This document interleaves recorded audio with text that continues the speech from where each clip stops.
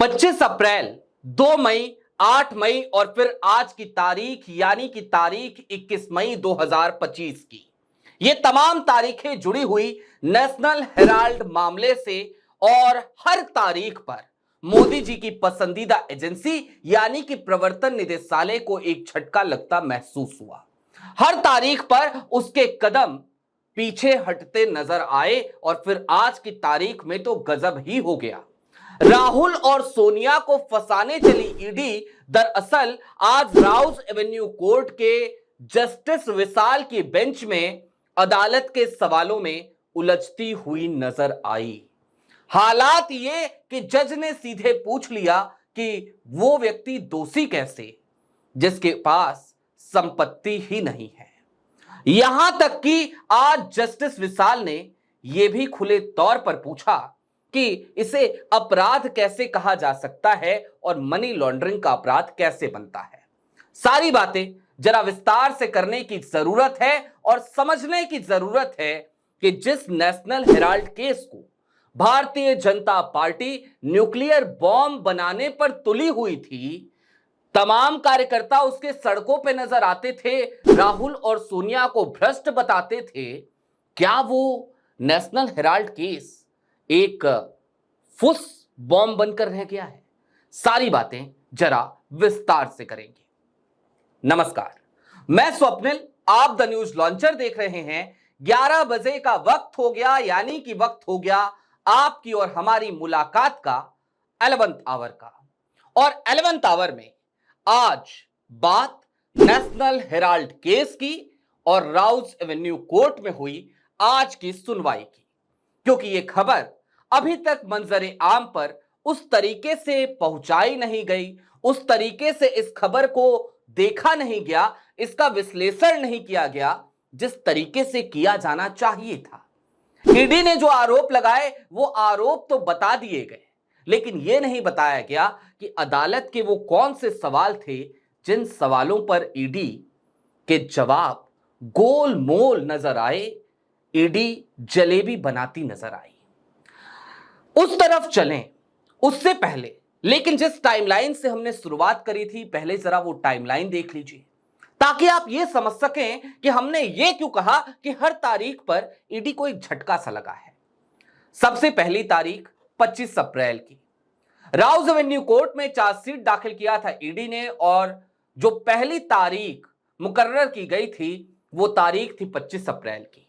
ED पहुंची Rouse Avenue court और जब राउज एवेन्यू कोर्ट में ईडी 25 अप्रैल को पहुंची तो राउज एवेन्यू कोर्ट ने चार्जशीट पर ही सवाल उठा दिए। दो टुक शब्दों में कहा कि चार्जशीट में दस्तावेज है ही नहीं, कुछ दस्तावेज गायब है। पहले जरा उन दस्तावेजों को लेकर के आइए, उसके बाद मामले की आगे की सुनवाई करेंगे। राउज एवेन्यू कोर्ट से उस दिन ईडी कहती रही कि हम कुछ भी नहीं छिपा रहे हैं, लेकिन फिर भी राउज एवेन्यू कोर्ट ने अगली तारीख दी 2 मई की और यह हिदायत दे दी कि पहले दस्तावेज पूरे कीजिए। 2 मई की तारीख आई, ईडी दस्तावेज लेकर के भी आई, लेकिन जब 2 मई की तारीख आई तो राउज एवेन्यू कोर्ट में ईडी को एक और झटका लग गया। ईडी ने कहा कि निष्पक्ष सुनवाई के लिए जरूरी है कि पहले जिन लोगों पर आपने आरोप लगाए हैं उनको सुना जाए, लिहाजा हम नोटिस जारी करेंगे, उनको बुलाएंगे और उनका पक्ष सुनने के बाद ही आगे की सुनवाई होगी। अगली तारीख 8 मई। 8 मई की जो तारीख आई तो फिर राउज एवेन्यू कोर्ट ने कहा कि 8 मई को ही तो नोटिस जारी किया है, लिहाजा अभी आरोपियों को हमने सुना नहीं है और जब तक उन्हें सुनेंगे नहीं तब तक कुछ करेंगे नहीं। ईडी को इन 3 तारीखों में लगातार झटके पे झटके लगे थे। फिर आज की तारीख आई यानी कि 21 मई 2025 की।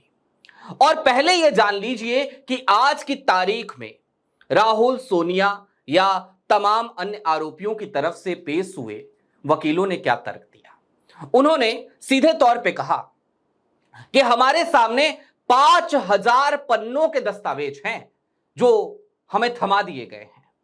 अब 5000 पन्नों के दस्तावेज हैं तो इनका अध्ययन करने में समय लगेगा, लिहाजा हमारी कोर्ट से गुजारिश है कि कोर्ट इस मामले की सुनवाई जरा जुलाई में करे। कोर्ट ने बचाव पक्ष की बात मान ली, यानी कि राहुल और सोनिया गांधी के पक्ष की बात मान ली और कहा कि ठीक है, अगली सुनवाई जुलाई में होगी। 2 जुलाई से लेकर 8 जुलाई तक राउज एवेन्यू कोर्ट में लगातार यह सुनवाई होगी। तब तक आप अपनी सहूलियत के हिसाब से इन 5000 पन्नों का अध्ययन कर लीजिए। यानी कि जो मांग राहुल और सोनिया की तरफ से रखी गई, आज कोर्ट ने उस मांग को स्वीकार कर लिया।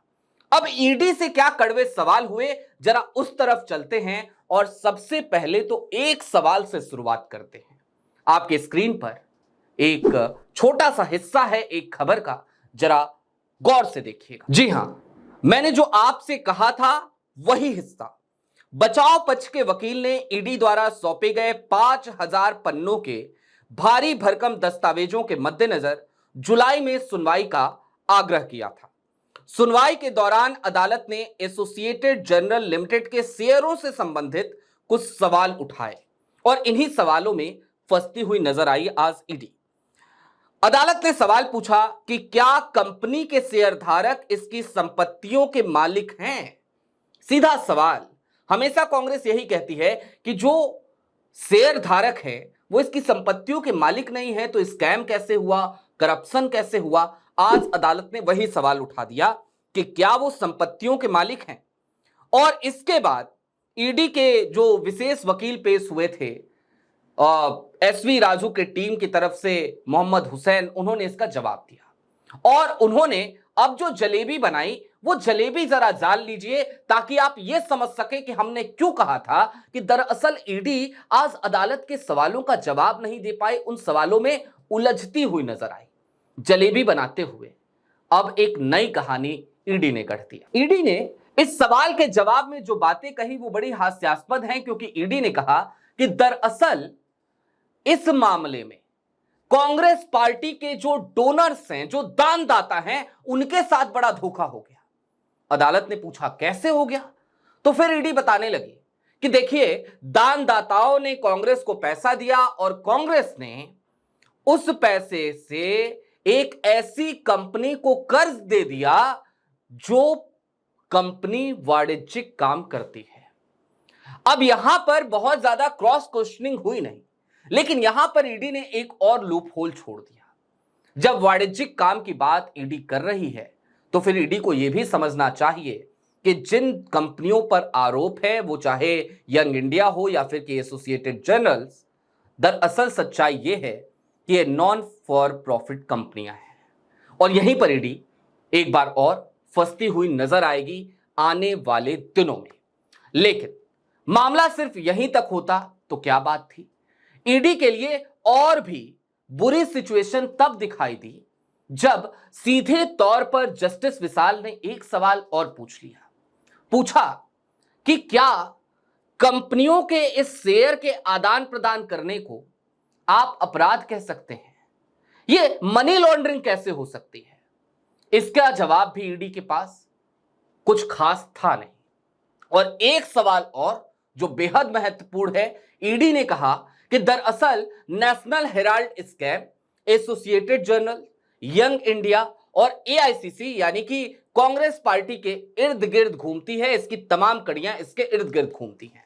जिस पर जस्टिस विशाल ने दो टुक शब्दों में एक सवाल और कर लिया कि कोई व्यक्ति आरोपी हो सकता है, आप किसी पार्टी को आरोपी कैसे बना सकते हैं? और जिसके बाद ही ईडी की दलील बदलती हुई नजर आई कि दरअसल पार्टी तो पीड़ित है। अब कुल मिलाकर इन तमाम घटनाक्रमों से, इन तमाम सवाल जवाब के सिलसिले से एक बात समझ में आती है कि वो न्यूक्लियर बॉम्ब जिसे बनाने की कोशिश की गई थी भारतीय जनता पार्टी की तरफ से, और 2012 से जिस केस को अब तक जिंदा रखने की कोशिश की गई, आज की तारीख में वो केस फिसड्डी और फुस होता नजर आ रहा है।